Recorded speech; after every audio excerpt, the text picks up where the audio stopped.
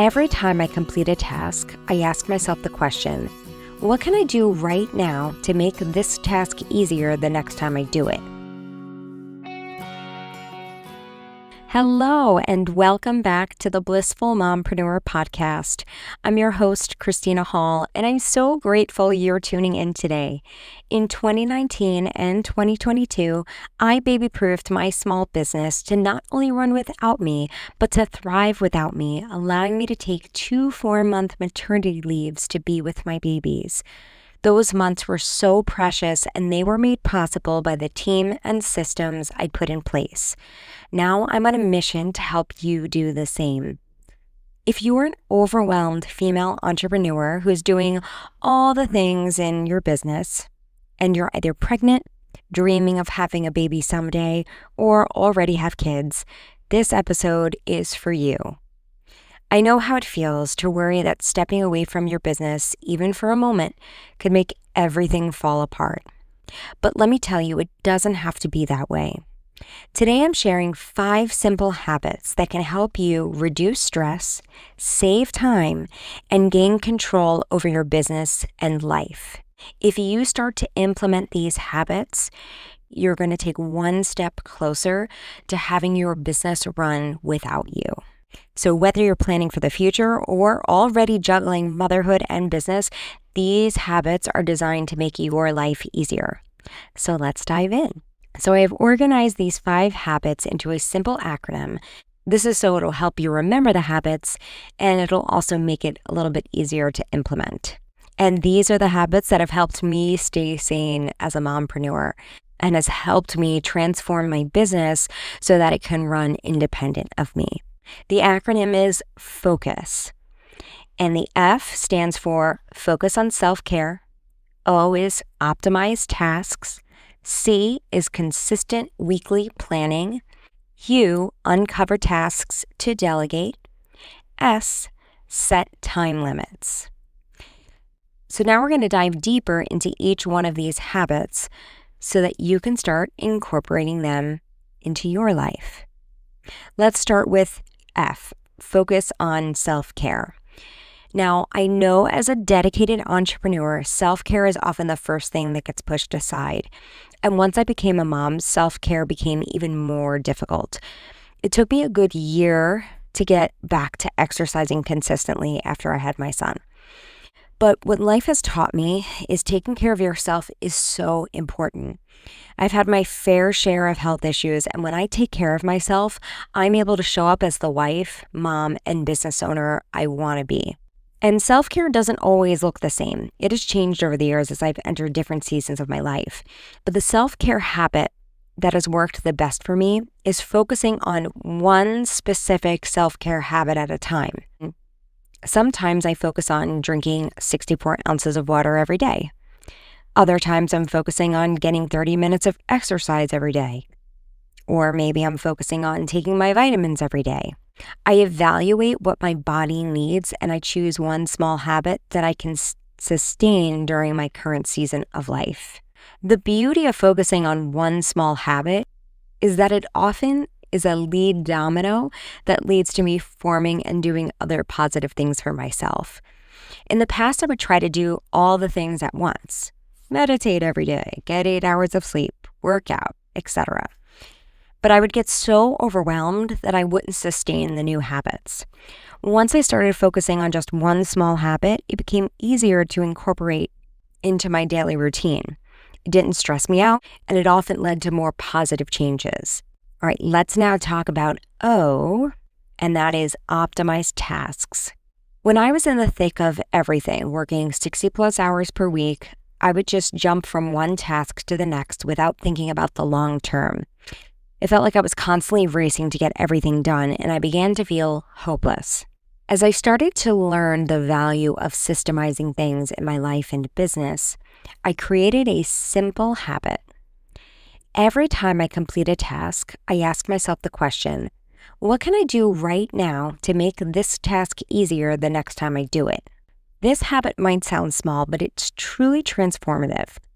Sometimes the answer is documenting all the steps I just took so I don't have to try to recall them again later. Sometimes I'll set a reminder in my task management software to make sure I don't forget to do the task in the future. Sometimes I will save email templates or create a checklist. Other times I might realize I can delegate the task to someone or automate an aspect of it, freeing up more time. Or I'll identify unnecessary steps and simplify the entire process to make it more efficient next time. Taking a few moments after a task to think ahead has helped me optimize my work and save time in the future. Not only does it make my life easier, but it also reduces stress. By optimizing tasks, I'm setting myself up for long-term success. Let's move on to the C in focus, which is consistent weekly planning. Regardless of how busy I am, I make it a priority to spend 15 minutes each week planning the upcoming week. When I don't do this, I feel very scattered, and I find that I spend most of my working hours responding to other people's needs and not doing the things that will bring me closer to achieving my goals. When I make my weekly plan, I look at my calendar, my goals, and my task management system, and I choose 3 big tasks to accomplish each day. This ensures that I'm always focusing on what matters most.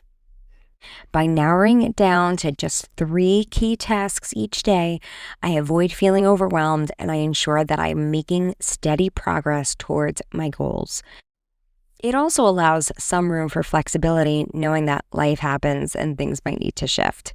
Having this weekly plan gives me a clear direction and a sense of control, even when unexpected things come up. The beauty of consistent weekly planning is that it keeps me focused and intentional. I don't waste time wondering what I should be doing next or feeling guilty for not accomplishing enough. I know exactly what my priorities are, and I feel confident in how I'm spending my time. So by dedicating just 15 minutes a week to planning, I'm able to set myself up for a more organized and productive week. It's one of the simplest habits that has the biggest impact on reducing stress and staying on track with my business and personal goals. Let's move on to the U in focus, which is uncover tasks to delegate. One of the most powerful habits I've developed as a mompreneur is consistently uncovering tasks that I can delegate. This habit came from a mindset shift that my coach introduced me to. He shared that every 6 months, you should be aiming to replace yourself in your business. Well, I don't take this literally. It has deeply influenced how I evaluate my responsibilities and how I work on streamlining my tasks. When I'm working through my day-to-day tasks, I'm always asking myself, can this be delegated? If the answer is yes, I work on finding someone who can take it off my plate. This may mean outsourcing something to a virtual assistant or handing off an ongoing task to someone on my team.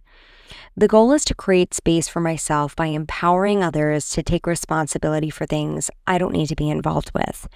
This habit overlaps a little with the optimized tasks habit, but while optimizing tasks focuses on making things easier or more efficient for you, uncovering tasks to delegate is more about shifting responsibility to others. It's about evaluating your workload and asking, what can someone do for me so I can focus on the work that only I can do? It's about letting go of control and trusting others to help you so you can get your time back. The key to this habit is constantly evaluating and looking for areas where you can step back. I have found the more I delegate, the more I free up my time and energy to focus on what truly matters. This has allowed me to scale my business without burning out, and it's helped me get closer to the work-life balance I've always wanted. Now let's move on to the S in focus, which is set time limits. Over the years, I've noticed that technology has made focusing more difficult. I wouldn't say I have ADHD or anything like that, but I definitely get distracted more easily than I used to. The number one thing that has helped me stay on track has been setting a 25-minute timer every time I work or do chores around the house. There's something about that ticking timer that keeps me focused and on task. I simply use either the timer on my Fitbit watch or my phone. I estimate how much I can accomplish in that 25-minute block, and if I get everything done, great. If not, it's not the end of the world. At least I was focused for 25 minutes. It's been great for overcoming those times when I'm lacking motivation. Working for just 25 minutes doesn't feel so overwhelming, and once I get started, I usually find that I want to keep going. By setting a timer, I create a sense of urgency and ensure I'm not wasting time. It helps me avoid distractions, stay productive, and finish tasks more efficiently. This simple habit has been a huge help in managing my time and staying focused throughout the day. So there you have it. The 5 habits you need to start in 2025 to help you stay sane as you juggle your life and business is focus. F, focus on self-care. O, optimize tasks. C, consistent weekly planning. U, uncover tasks to delegate. And S, set time limits. If you focus, pun intended, on these 5 habits, you will start to feel more in control and less stressed. It doesn't happen overnight, but with consistency, you'll begin to see steady improvement. Remember, it's about making small adjustments that lead to big changes. Keep taking those steps forward, and you'll set yourself up for a more balanced, productive, and fulfilling year. Thank you so much for tuning in today. I hope this episode gave you clarity and inspiration on the 5 habits that you can start today that will transform your life and business. Please be sure to DM me on Instagram at the Blissful Mompreneur with one of your goals for 2025 so I can check in with you once a week and be your accountability partner. And if you're pregnant or planning for maternity leave, don't forget to grab my free 6-step maternity leave planning guide. It covers everything from how much time to take off to creating a financial plan. You'll find the link to this guide in the show notes. If you enjoyed today's episode, please share it with a fellow mompreneur who might benefit from the advice. And if you haven't already, please subscribe to my channel, click the notification bell, and leave a comment below letting me know your biggest takeaway.